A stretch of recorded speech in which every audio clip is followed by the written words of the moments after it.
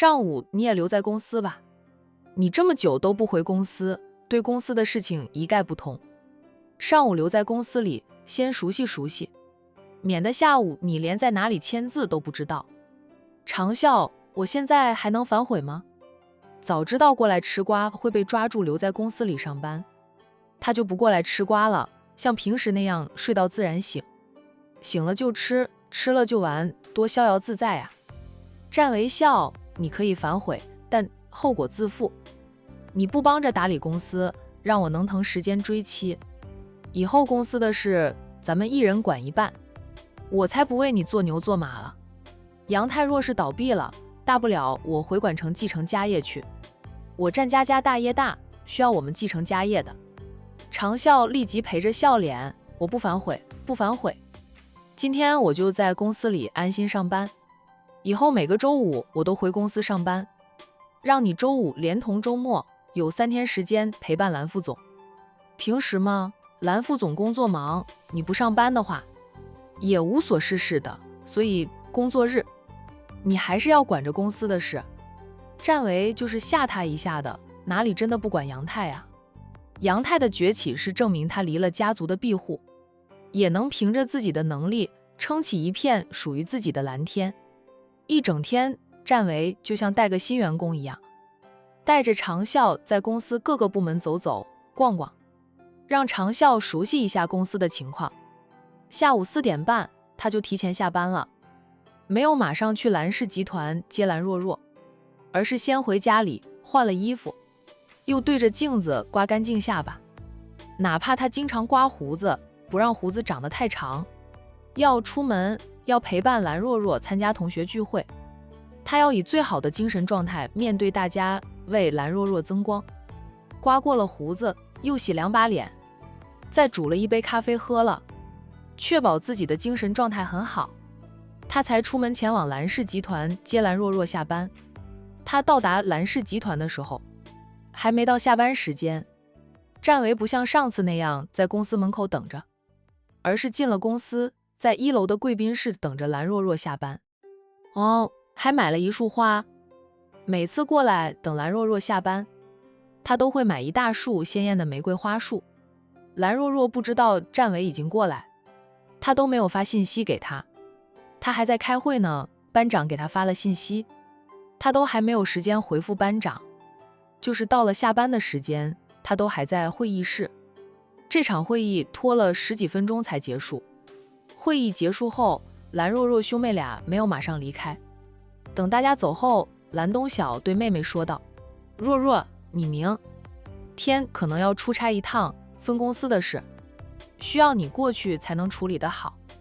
蓝若若边收拾开会前准备好的材料，边说道：没问题，那我等会儿就让秘书帮我订机票，明天一早我就坐飞机过去。蓝东晓看着他问道：那你要不要和占为说一声？他最近天天都过来等着你下班，不跟他说一声，他天天过来扑个空。等会儿吃饭我就告诉他，今晚我们高中同学聚会，大家都看到了我和占为的绯闻，想确认一下我和占为是不是一对儿。同学们那么关心我，我就带占为过去跟大家聚一聚了，让大家羡慕嫉妒恨吧。以前他们没少在背后说我这样的女强人嫁不出去，我要用实际行动告诉他们，我不是嫁不出去，而是在等着最优秀的男人来娶我。蓝东晓笑道：你一向都不管这些的，也不在乎别人怎么说你，以往同学的聚会你也鲜少参加，现在就在乎了，说你想去炫耀就直说。不过你和占为还没有真正在一起呢，还是处于绯闻状态，他倒是公开追求你了，你也没有接受呀。我现在和他这样子不是恋人吗？以前是死对头，如今要成为恋人，总要给我一点时间去适应这关系的转变。蓝若若觉得自己如今和占为算是在恋爱的了，我并没有拒绝他的追求，不是吗？蓝东晓笑道：是，我们都希望你和占为能够早日修成正果。顿了顿，他又说：不过大哥做梦都想不到你和占为会发展到今天这样的关系，以前你们俩恨不得对方死，斗鸡眼似的，我这个蓝氏的总裁对战维都没有那么大的恨意。你以前是提到战维就恨得牙痒痒的。蓝若若收拾好桌面上的资料了，说道：“我也没想到，怪不得爷爷给我安排了数次的相亲，我都相不上对方，原来我心里早就住了战维这个冤家。”蓝东晓说道：“不是冤家不聚头，你们俩是冤家，哈哈，以后战维成了我的妹夫，我就能高枕无忧了，不用担心杨太这个劲敌给我挖大坑了。他是蓝氏集团的接班人，当家人。蓝氏的未来压在他身上，他压力山大的，劲敌太多太强大，他就要承受很多。放眼阳城商界的年轻一代，除了战维，就没有人是他蓝东晓的对手了。其他几大家族的接班人是不如他兄妹俩的。从战维在阳城商界崭露头角后，蓝东晓就很想撬杨太的墙角，将战维挖过来为自己所用。可惜被唐啸抢先一步，将一半杨太的股份给了战维。如今又知道战维不是普通的打工人，人家是千亿豪门的少爷，在外面混不好的话，就回家继承家业。战维是战家的少爷，战家的传奇他也听了不少。他若是输在战维手里，也不丢脸。蓝若若脸都红了，哥，我和他八字还没有一撇呢，你和爷爷一个样，都还没有成呢。爷爷就把他当孙女婿来疼着了，你也是这么快妹夫都叫上了。蓝东晓哈哈的笑，大哥的确是迫不及待将你嫁给他了，迫不及待的叫他妹夫。不知道爸妈什么时候回来，爸妈去了管城，他们听到的、看到的、感受到的才是最真实的，比我们听到的传言要真实很多。蓝若若说道：“哥，我走了，去参加他的同学聚会，懒得再在这里听大哥的唠唠叨叨。”蓝若若拿着资料走出了会议室，才打电话给班长。班长是怕她临时改变主意，得到确切答复她会到场，班长才放心。班长今晚带上了她的丈夫，她的丈夫算得上是职场精英，有点想跳槽了。若是她能和蓝若若和好如初，让丈夫跳槽到蓝氏集团，一家人也就不用担心了，至少丈夫的工作稳定，他们一家子的生活就有奔头，不用担心房子断供。大家都让班长组织今晚这场聚会，大多数都是抱着想抱蓝若若大腿的想法，还有战维这个粗大腿。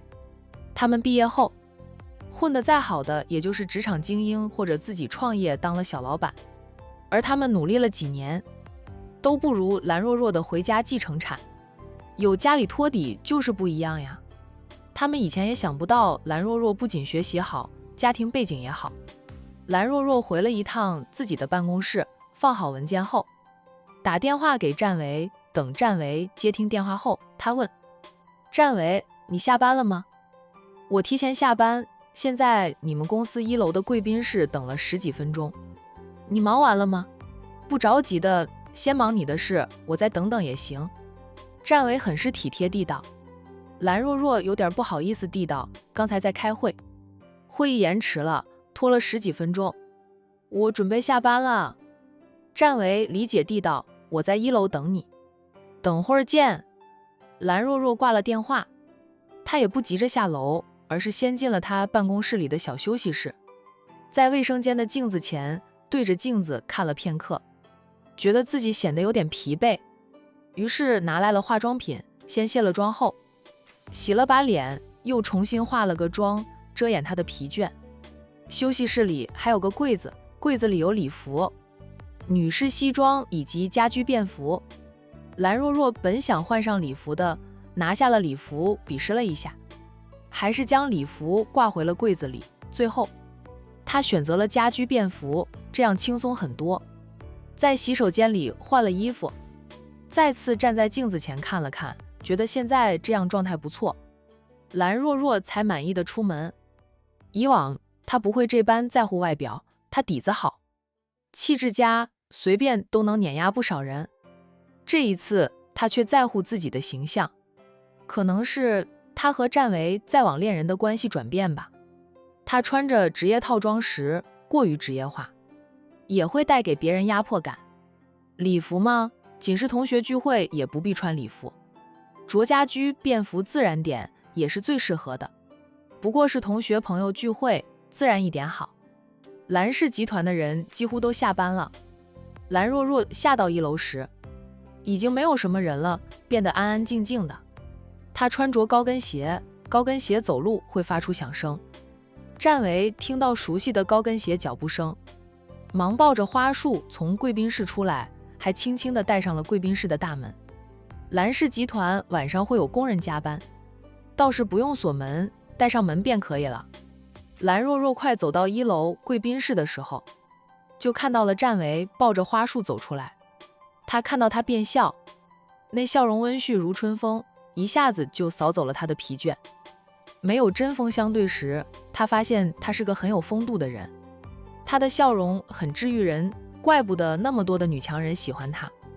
蓝若若有点庆幸战维喜欢的人是他，他喜欢的若是别人，他可能都会羡慕嫉妒恨。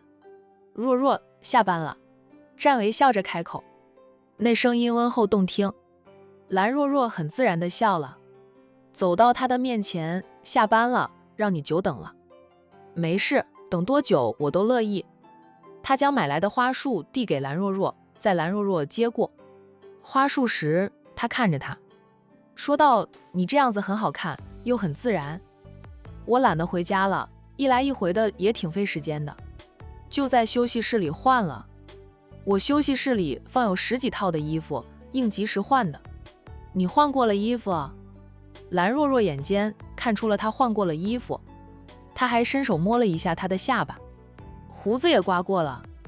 你的胡子往往才冒头就被你刮掉。战维，你若是留着胡子，会是什么样子？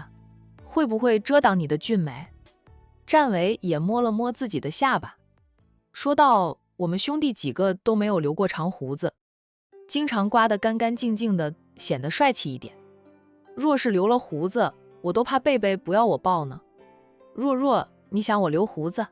我可以留胡子的，为你而留。”蓝若若笑：“那你留一下胡子，可能会显得更成熟一点，主要是能遮掩你的俊美，我怕你的爱慕者太多。我是不怕他们来挑战我，但我忙，实在没有时间去应付他们，所以情敌还是没有才是最好的。战维受欢迎，很多时候是他的风度，他的俊美迷死人不偿命，特别是他换上白色西装时，像极了童话里的白马王子，让人看了都移不开眼睛。战维握住他的手：“有谁来找过你吗？谁来打扰你？你跟我说，我帮你摆平。”那倒没有，我蓝若若在阳城的身份地位还是让人畏惧的，真没有几个女孩子敢来找我的麻烦。蓝若若没有抽回手，任由战维握住她的手，两个人十指紧扣，他带着她往外面走去。战维，我明天一早要出差。蓝若若忽然对战维说道：“可能要去几天，这几天你不必往我蓝氏跑了哦。要是合作的话，你可以找我大哥。”战维关心地问：“你去哪里出差？”“望城，我们在望城的分公司出了点问题，需要我去一趟。”战维知道望城，他说道：“望城的土皇帝就姓蓝，家主蓝征还是晴姐的亲哥哥。你们家族和望城的蓝氏家族有关系吗？”蓝若若笑了笑，说道：“500年前是一家，如今只是同姓氏而已。我们在望城的分公司涉及到的行业，都不敢与望城蓝家的产业相同，就怕有冲突。虽说不是同一个家族的人，好歹都姓蓝，望城蓝家的总部也是蓝氏集团。知道阳城也有蓝氏集团的人，一般都会以望城的蓝和阳城的蓝氏来区分。还好，两家涉及到的行业很少有相同的。望城的蓝氏集团听说也要改公司名了，在准备中了。你认识蓝家的家主蓝征？”